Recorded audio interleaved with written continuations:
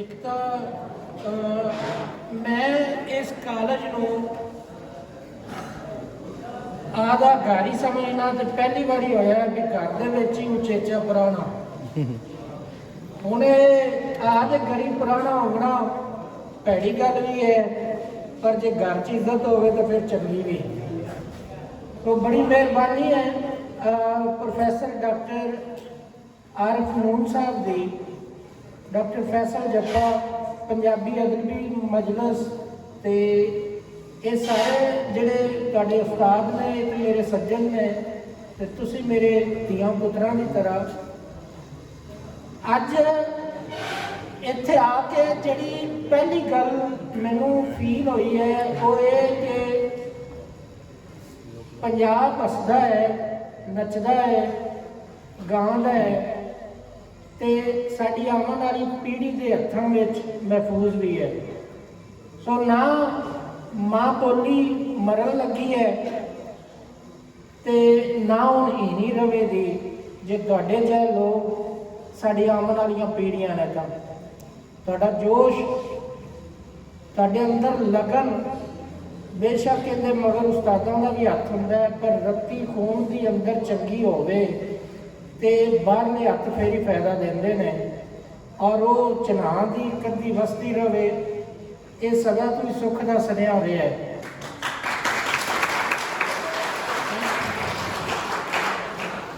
मैं जुमे का टाइम भी है तो गल तो मदर लैंग्वेज के हवाले नाल सारिया गल्लां सन, हुण किन्नू छड्डां ते किहदे उत्ते गल करां। असल जबान और फिर आदि धरती की जबान ये हुंदी की है। अगर तो बोली का काम सिर्फ इहो ही है कि मैं बोलता पिया तो तुसीं सुनते पे हो तो मुड़ बोली कोई भी हो सकती है, फिर उर्दू भी है, फिर अंग्रेज़ी भी है, फिर दुनिया की कोई जबान च भी ट्रांसलेशन भी हो सकती है, दूजा बंदा सुन के समझ भी सकता है, पर बोली इस तो वड्डी शै दा नाम है। बोली पिछे करोड़ों सालों का फलसफा होंदा है, किसी थां का रहन सहन होंदा है, उत्थों दे सिर्फ बंदे ही जीव नहीं होंदे, यानी इंसान या जानदार तो मुराद किसी समाज के अंदर बंदे नहीं होंदे, उत्थे रुख भी ने, उत्थे बूटे ने, उत्थे घाह है, हर शै एक जी के तौर पर काम करती है और जिसले सारिया शैवां आपस में जुड़दियां ने तो उन्होंने एक समाज आते हैं। समाज जुड़त का नाम है। बोली उस समाज विचों अलामत बन के फुटती है, हमेशा धरती च बोली फुटती है तो अलामतां दे राही अगां टुरदी है। ये किवें हो सकता है भी कनक ना होवे तो फिर लफज वड आ जाए, सिक्का आ जाए, दों आ जाए, पेड़ आ जाए, बन्ना आ जाए और बन्ने नाल जुड़ियां हुई सारा रहन सहन, प्यार, मोहब्बत, वैर, जम्मन तो लैके मरण तक सारा कुछ कल्चर के विचों बोली फुटती है। अच्छा हम जिसले सिर्फ कल्चर फिर बदलती हुई शै का नाम है। अज तो जो करोड़ों साल पहले इत्थे बंदा वसदा आया तो उनकी सोच किवें दी आई, वो किसी न किसी अलामत राही साडे ताईं अपनी हुई है। वो लोरी होवे या लोरी तो लैके वैन ताईं का कोई सफ़र, वो लोग कहानियां होवन, वो लोग दास्ताना होवन, वो साडे गावन होवन, साडा रहन सहन होवे। ये गल निक्की जी एवें नहीं हैगी कि ढोल वजदा पिया होवे ते पंजाबी दा हत्थ पैर ना हल्ले। आखिर इहदे पिछे करोड़ों साल का कोई पिंड है, वो सफ़र है जिहड़ा साडियां नस्लां तय करते आईयां ने। वो साडे दिल की धड़कन ही इस थाप नाल क्यों धड़कदी है। सो बहुत सारे सवाल ने। पग अगे एक इत्थे बच्चा भी गल कर गया, इन्हां दोस्तों के सिर ते भी है तो साडे वडकियां के सिर ते भी आई। अज पग शहर ने दोबारा लियांदी है। ਕਲਚਰਲ ਡੇ ਦੇ ਤੌਰ ਤੇ ਮੈਂ ਲਾਹੌਰ 'ਚ ਰਹਿਣ ਵਾਲਾ ਤੇ ਜੰਗਲੀ ਵਸੇਬ ਦਾ ਵਸਨੀਕ ਆ, ਨੀਲੀ ਬਾਰ ਦਾ ਰਹਿਣ ਵਾਲਾ ਮੈਂ। ਪੱਗ ਦੁਬਾਰਾ ਆਈ ਹੈ ਪਰ ਉਹਦੇ 'ਚ ਰੂਹ ਨਹੀਂ ਹੈਗੀ, ਅਲਾਮਤ ਆਈ ਹੈ। ਇਹ ਰਿਵਾਈਵਲ ਹੁੰਦਾ ਸ਼ੈਵਾਂ ਦਾ। ਪੱਗ ਤੋਂ ਮੁਰਾਦ ਉਹ ਸ਼ੈਵਾਂ ਸਨ ਕਿ ਜਿਹੜਾ ਵੇਰ ਖਲੋਤਾ ਸੀ ਜੱਗ ਅੱਗੇ, ਹਾਰ ਡਿੱਗਿਆ ਪਿਓ ਦੀ ਪੱਗ ਅੱਗੇ। ਪੱਗ ਤੋਂ ਮੁਰਾਦ ਉਹ ਸੀ। ਅੱਜ ਨਵੇਂ ਸਮਾਜ ਚੁੰਨੀ, ਲੀੜਾ, ਜੁੱਤੀ ਸਾਫ਼ ਕਰਨ ਦੇ ਲਈ ਕੋਈ ਵੀ ਚਾਹ ਸਕਦਾ ਜਿਹੜਾ ਕਲਚਰ ਤੋਂ ਟੁੱਟਿਆ ਹੋਇਆ ਬੰਦਾ ਹੋਵੇ, ਕਿਉਂਕਿ ਉਹ ਮੈਲਾ ਕੱਪੜਾ ਤੇ ਸਾਫ਼ ਕੱਪੜੇ ਦੀ ਤਕਸੀਮ ਕਰਦਾ ਹੈ। ਪਰ ਜਿਹੜਾ ਕਲਚਰ ਨਾਲ, ਬੋਲੀ ਨਾਲ ਜੁੜਿਆ ਹੋਇਆ ਹੈ, ਉਹਨੂੰ ਚੁੰਨੀ, ਕੁਰਾਨ ਦਾ ਗਲਾਫ, ਅਲਮ, ਹਰ ਸ਼ੈ ਕਿਉਂ ਪਵਿੱਤਰ ਲੱਗਦੀ ਹੈ? ਕਿਉਂ ਪੱਗ ਦੀ, ਪਿਓ ਦੀ ਪੱਗ ਤੋਂ ਲੱਗਣਾ ਉਹਦੇ ਲਈ ਮੌਤ ਹੈ। ਆਖਰ ਇਹ ਸ਼ੈਵਾਂ ਕਲਚਰ 'ਚੋਂ ਬੋਲੀ ਰਾਹੀਂ ਆਉਂਦੀਆਂ ਨੇ। ਪਰ ਜੇ ਬੋਲੀ ਬਦਲ ਦਿਓ ਤਾਂ ਫਿਰ ਲਫ਼ਜ਼ ਹੁੰਦੇ ਨੇ ਰੂਹ ਤੋਂ ਬਿਨਾਂ। ਲਫ਼ਜ਼ ਨਾ ਇੱਕ ਵਿਰਦ ਹੁੰਦਾ ਜੇ।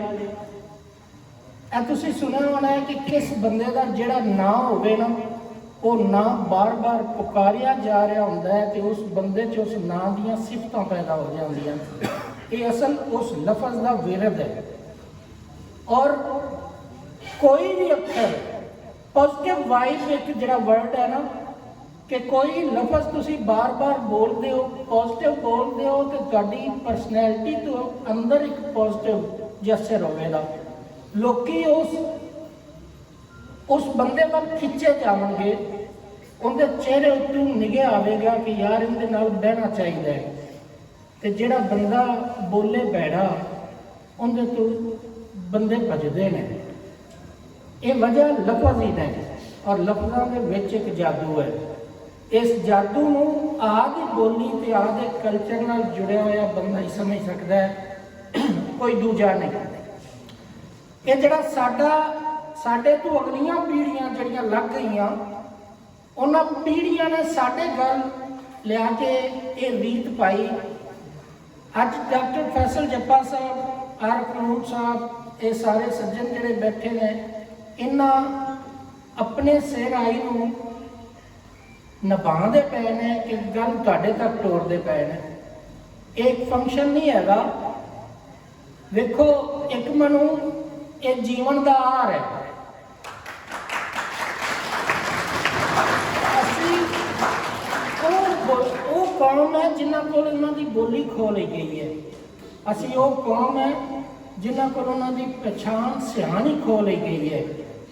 ਅਸੀਂ ਉਹ ਕੌਮ ਹੈ ਜਿਨ੍ਹਾਂ ਕੋਲ ਉਹਨਾਂ ਦਾ ਕਲਚਰ ਖੋ ਲਿਆ ਗਿਆ ਹੈ।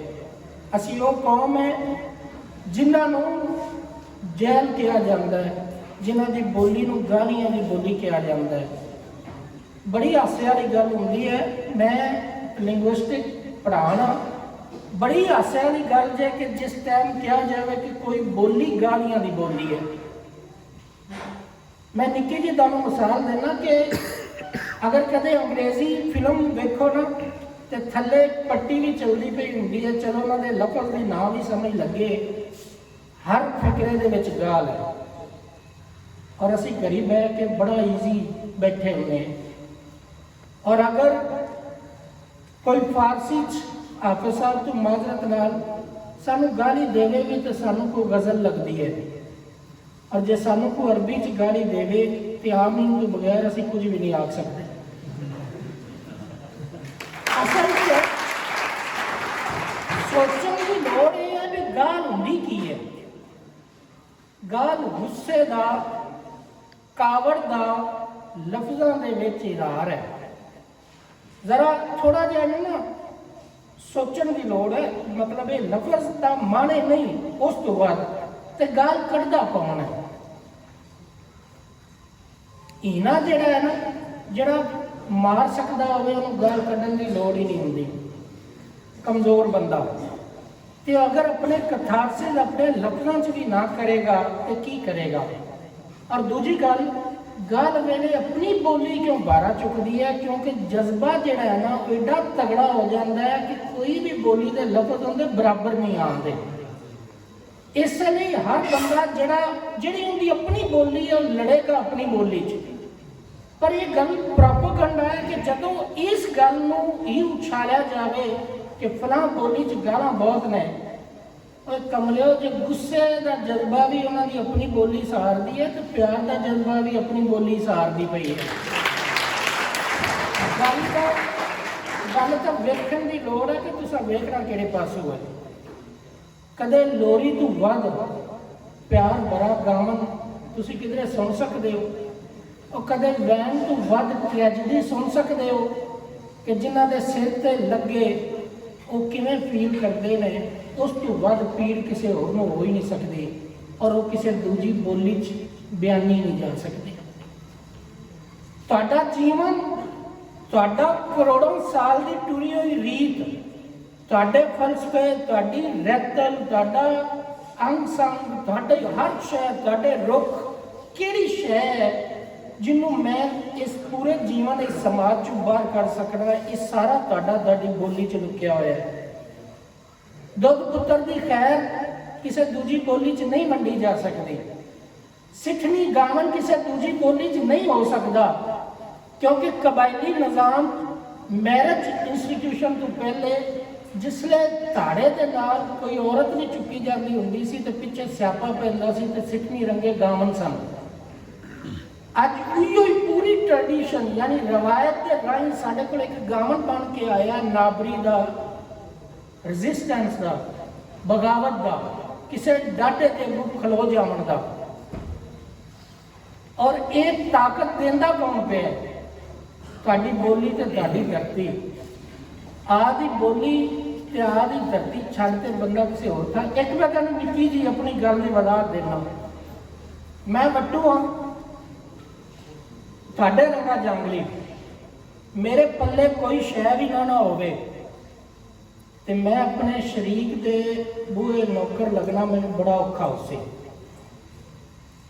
साडे अपने उत्थे मिनिस्टर ने, मैं उन्होंने अगू भी वो मैनू वो करके सदन दे तो मैं खलो जासा अगू। पर जे मैं उठों उठ के लाहौर ही टुर जावां ना तो मेरा मजाज बदल जासी, उत्थे झड़क भी पै गई तो चुप कर सा। पर जे मैं दुबई ते कोई किधरे इंग्लैंड टुर जावां तो मेरे रंगे बंदे ही उत्थे वाशरूम धोंदे फिरदे हुंदे ने। गल ये है कि धरती बंदे नूं ताकत देंदी है।